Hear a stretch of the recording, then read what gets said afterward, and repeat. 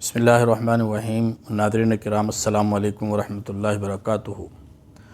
اکثر لوگوں کو اس بات کا شکوہ رہتا ہے کہ ہم نے کوئی وظیفہ کیا لیکن مقصد میں کامیابی حاصل نہیں ہوئی۔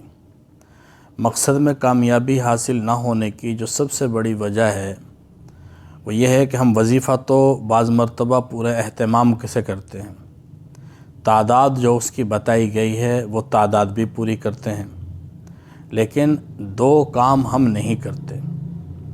ایک فرائض اور واجبات کا ادا کرنا اور دوسرا گناہوں سے پرہیز کرنا۔ فرائض اور واجبات ادا نہیں کیے جا رہے، گناہوں سے بھی پرہیز نہیں ہے اور وظیفہ بھی چل رہا ہے۔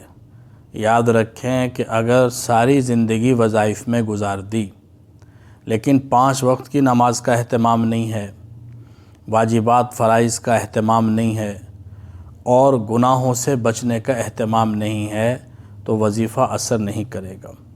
5 وقت کی نماز اہتمام سے ادا کی جائے، جو دیگر فرائض ہیں ان کو ادا کیا جائے اور گناہوں سے پرہیز کیا جائے، وہ گناہ ظاہری ہوں یا گناہ باطنی ہوں، وہ گناہ خلوت کے ہوں یا گناہ جلوت کے ہوں۔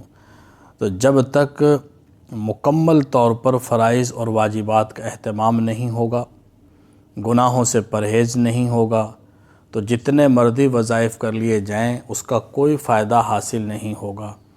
ہاں، ذکر کرنے کا یقیناً ثواب مل جاتا ہے اور وظیفے کا کچھ نہ کچھ بہرحال وہ اللہ رب العزت کا کلام ہے، یہ نبی کریم صلی اللہ علیہ وسلم کی بتائی ہوئی ایک دعا ہے، اس کے اثرات تو ہوتے ہیں لیکن یہ ساری چیزیں جڑی ہوئی ہیں ایک دوسرے کے ساتھ۔ جب حضور صلی اللہ علیہ وسلم کوئی وظیفہ بیان فرما رہے ہیں تو یہ تو ہو نہیں سکتا کہ اس میں وہ تاثیر نہ ہو یا مقصد میں کامیابی حاصل نہ ہو، تو خرابی ہماری طرف سے ہے، کوتاہی ہماری طرف سے ہے اور کمی جو پائی جا رہی ہے وہ ہماری طرف سے پائی جا رہی ہے۔ اور وہ کیا ہے کہ وظیفے کا تو سارا اہتمام ہے لیکن نماز 5 وقت کی نہیں پڑھی جا رہی۔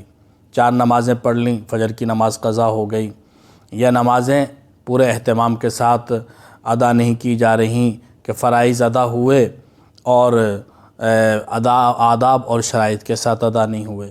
تو فرائض اور واجبات کو پورے اہتمام سے ادا کرنا اور گناہوں سے پرہیز کرنا۔ اگر کوئی آدمی موٹر چلا دے اور ٹینکی کے اندر پانی چھوڑ دے لیکن ساتھ میں ٹوٹیاں بھی کھلی چھوڑ دے، تو جب تک ٹوٹیاں کھلی رہیں گی چاہے سارا دن موٹر چلتی رہے، ٹینکی میں پانی کھڑا نہیں ہوگا۔ ٹینکی میں پانی کب ٹھہرے گا؟